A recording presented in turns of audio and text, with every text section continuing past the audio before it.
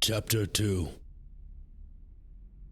I crept along the metal walkway, keeping my body low. My Zarina auto pistol held out straight ahead of me. Sweat pricked under my flak jacket. It was hot. It was dark. All things considered, I really didn't want to be here. How close? I breathed into the calm. Brecht took a while to answer. Back up. Incoming. 10 minutes. Too long. I blinked an enhancement to my augmetic iris's visual filters. The view ahead shifted fractionally, from dirt black to near dirt black. The walkway was elevated, threaded through and around huge machines. I could feel the power terminal's heat converters working underfoot. The filtration units straining overhead. High up, in the gantries and the pipework, amid the rust and the stench of oils, the valves and the processor coils, there were just too many places to hide. Too many places to die. Every other corner had a burst seal pushing steam into your face, or a clattering heat vent making your eyes water.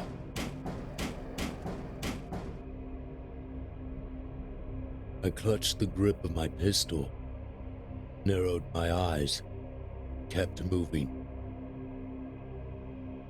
I don't have a fix on you, I said. I've got one on you, Brecht replied. I'm coming your way. Hurry up then. Brecht didn't move fast often. I hoped he would this time.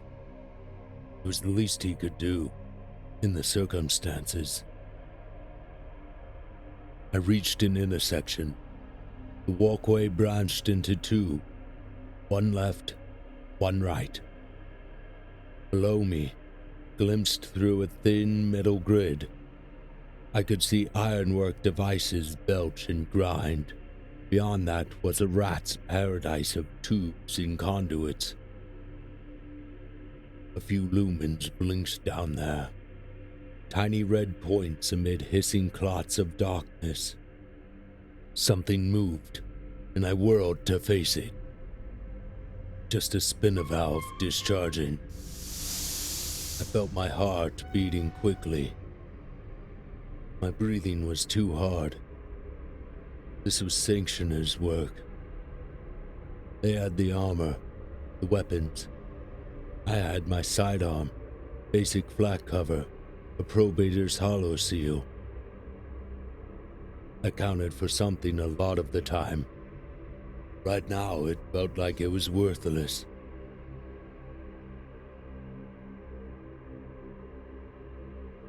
I checked my iris. The subdermal ocular implant.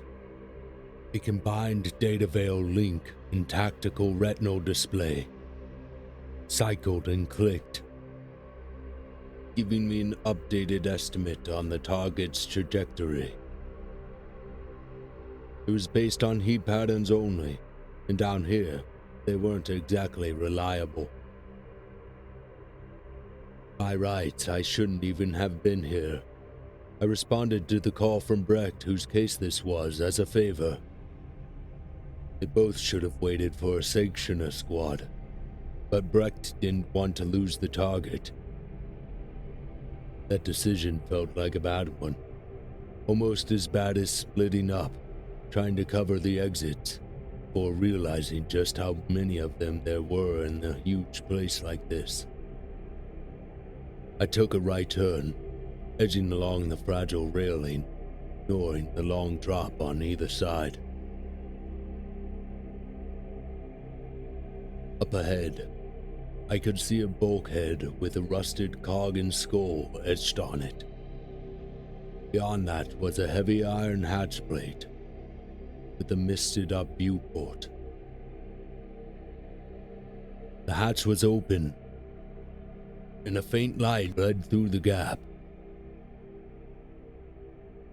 "I think I've got him," I breathed. "How close?" "One level up. Believe me, I'm running." I crouched down, edging carefully towards the door.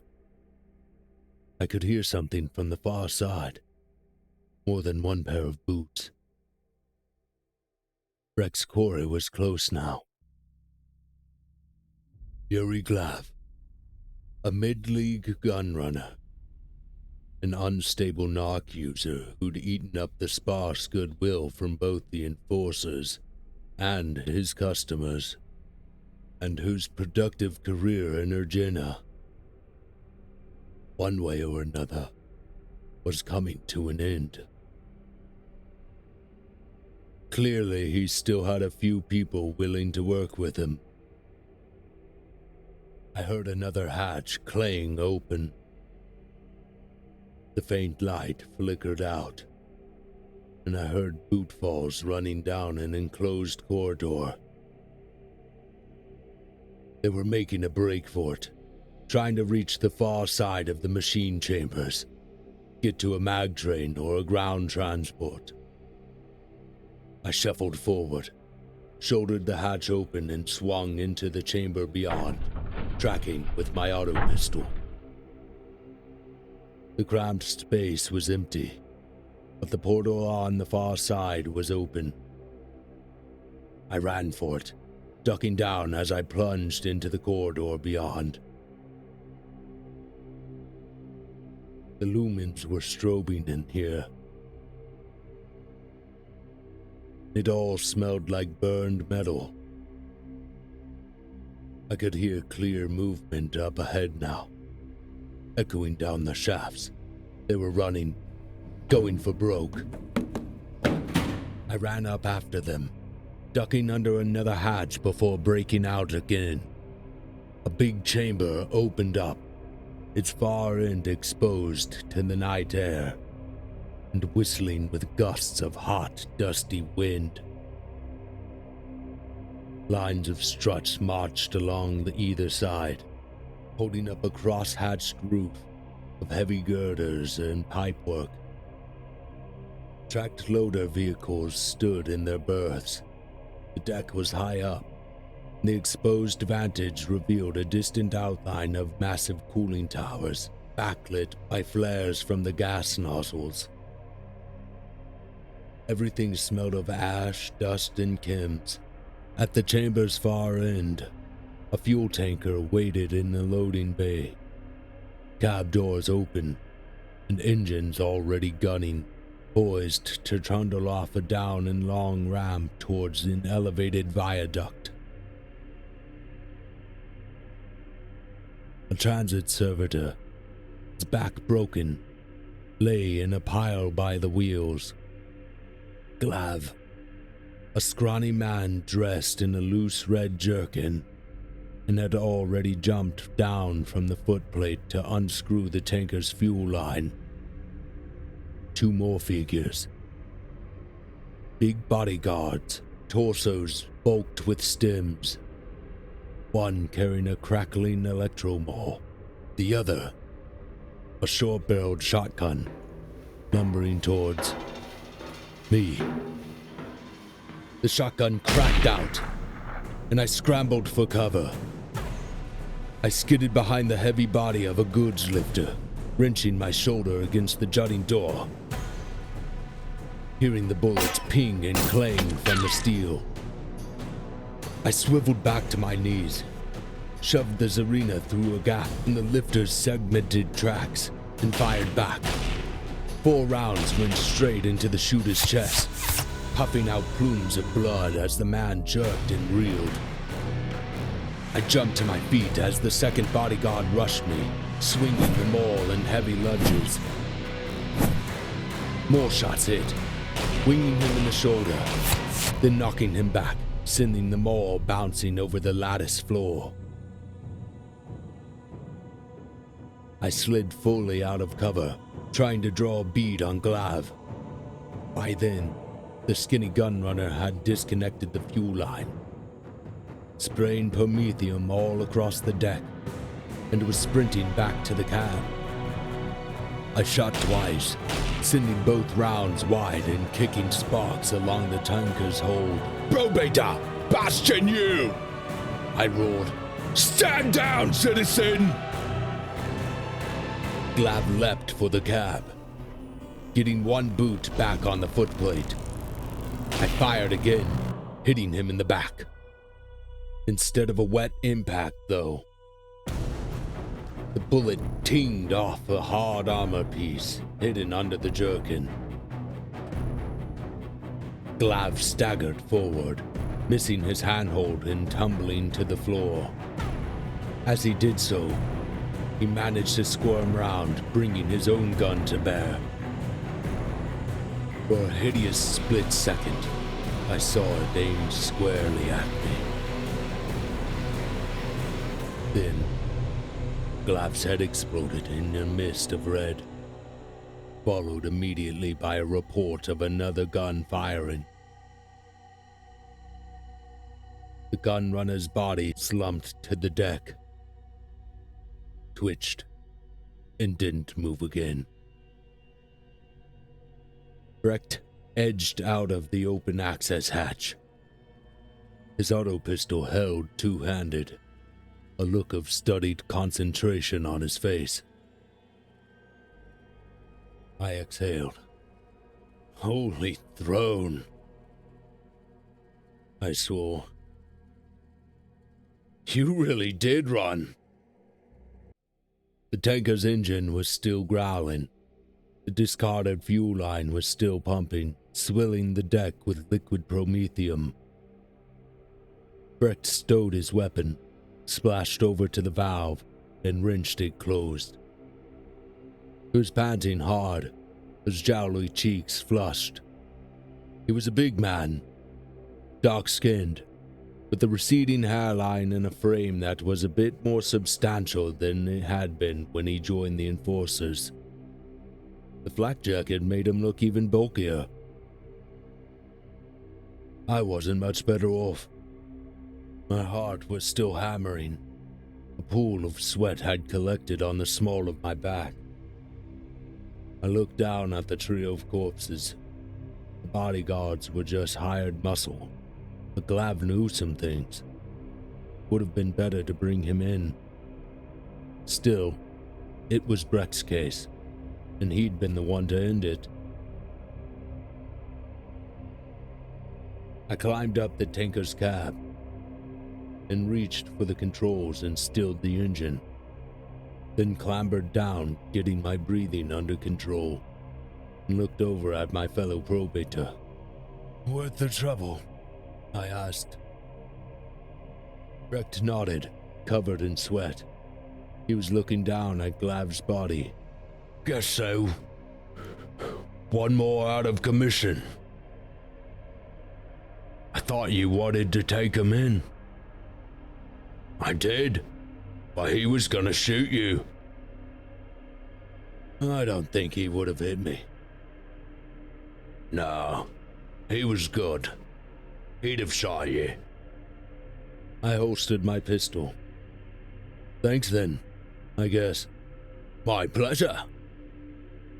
In the distance, I heard the thud of a Zurov turbine gunship that would be carrying a hastily scrambled sanctioner squad from a response garrison, 6 hardened troops, stuffed with Noctis gear, flying grenades, autoguns, matte black body armor, all expecting to have a live target to go after.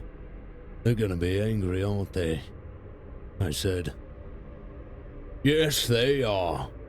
And I guess I'll leave you to talk it over." "I guess you can." I started to walk away. "Listen, though." "Thanks," Brecht called after me. "I owe you." "I'll hold you to it." "Anytime." "Yeah, sooner than you might think." I reached up for my shoulder, sore from where I wrenched it. "Right now, I'm going home. A few hours later, I woke up again. My body ached. I still smelled of chems. It took me a moment or two to realize I was back in my hab. I reached out, eyes still closed. The thick coverlet slipped down my forearm a little, and I walked with my fingers searching. Elijah stirred, shuffling deeper into the mattress. "Go to the house,"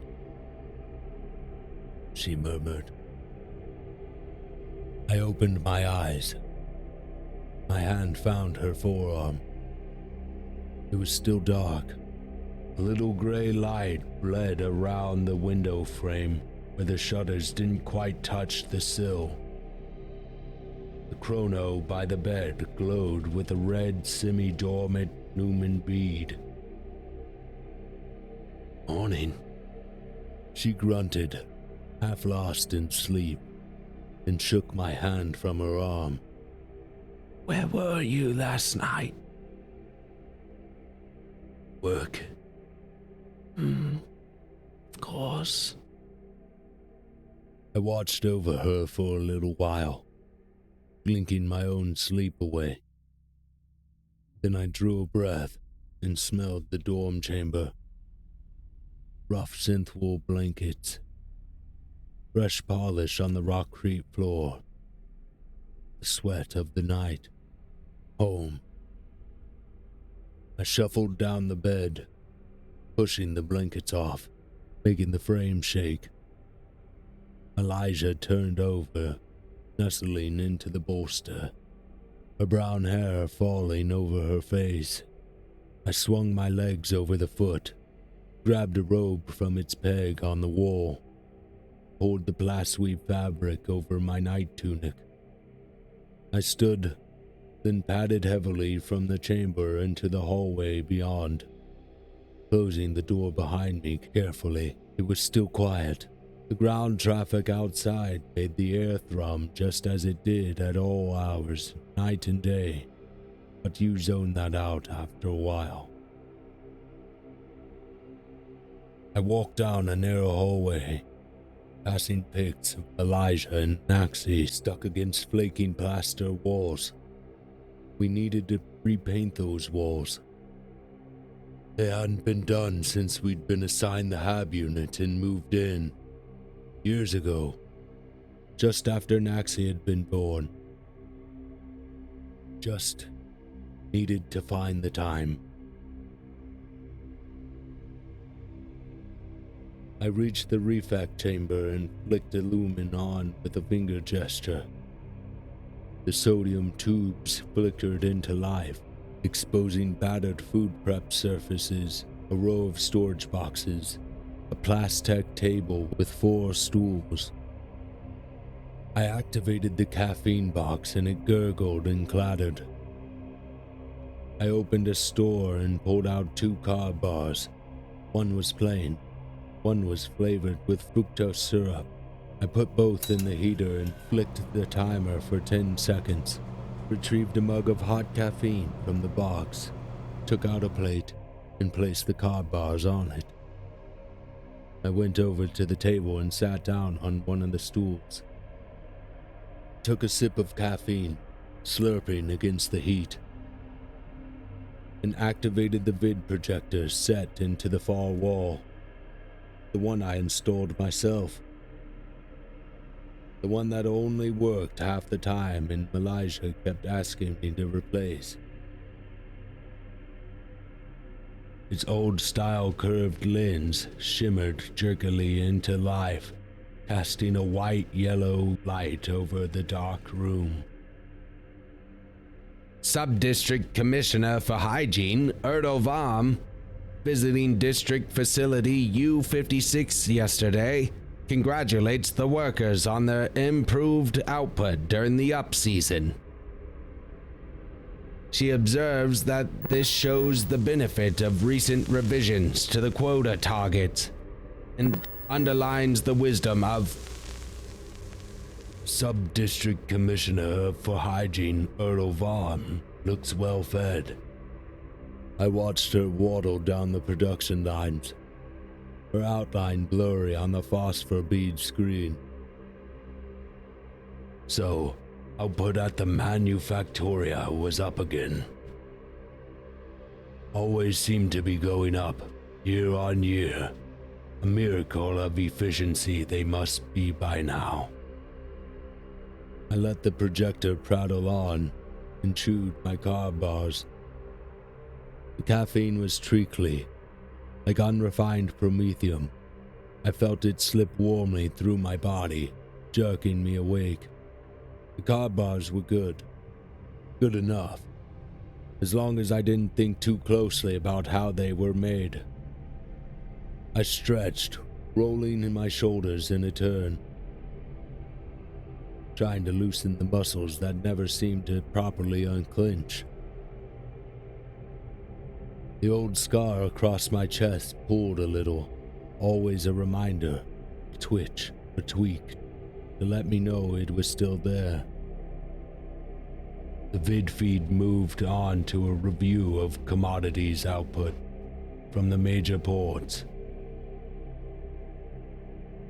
Those were going up too, despite all I'd heard about the interstellar trade volume being moribund for months. Breck told me a few months back he'd seen a classified Navy material talking of a major rupture in the warp lanes, something that had gotten even Sector Command scrambling to respond. But then Brecht, for all his undoubted sharpness in many ways, had always been a little too fond of believing in conspiracies. He hadn't mentioned it again. Maybe he'd made it up. I finished my caffeine, then went back to the unit to make a cup for Malaysia. I'd leave it for her on the hot plate as usual, for when she woke up. Then it was time to link my iris to the data veil. I activated the line threaded under my cheekbone and felt the itch as it filled up with stored content. I reviewed it piece by piece, blinking each update away in turn. The runes hovered briefly in front of me, projected in a lurid green as if thrown out by a lith caster, though the entire thing was internal, fed direct to the image lattice scored across the back of my eyeball. Most of it was routine. Angela siphoning stuff down to the probators, things she didn't want to handle herself or refer up to command. It would all be noted and referenced, and, when the time allowed, something might be done. One entry caught my attention. 456 AA 78-X. Incident record. Udmil Terashova Combine. File detail. PJV. The P code suffix indicated that a probator was required to attend. The named subject hadn't been brought to the precinct, so that meant an outside visit. I scrolled past it. This was one I'd happily pass the Brecht, just to pay him back. Castellan Directive. Zitterov A. Signed. My heart sank. Damn. I stowed the reminder of the comm feed in my iris's storage. It would have to wait. I got up, put a car bar in the heater on low power for Malaysia, and headed for the hygiene chamber. The pulse shower worked on the first attempt, which was a bonus. I washed the chem filth off, shaved, gargled with antiseptic, and checked the red lines under my eyes. I looked into the botchy mirror, saw a heavy-set man looking back at me. Early 40s, short dark hair, sallow complexion. The scar on my chest was livid under the single white lumen. My stomach wasn't quite as slab solid as it had been even a couple of years ago.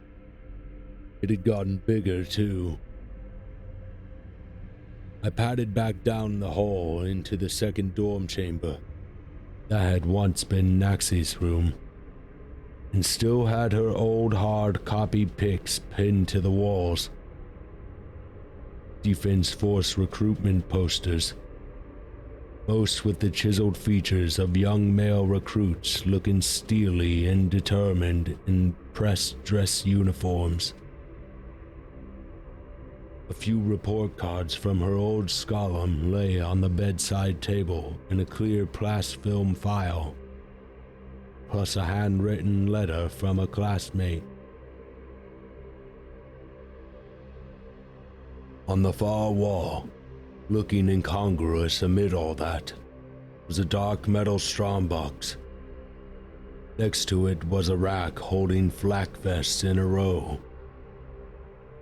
Beyond that was a wardrobe alcove containing civilian clothes. Jackets, boots, a dark brown half-length synth leather coat. It always seemed a shame to keep all my gear in here, but it cleared some space in the main dorm chamber, and even a probator's stipend didn't stretch to a 3-dorm unit in a decent residential habclave.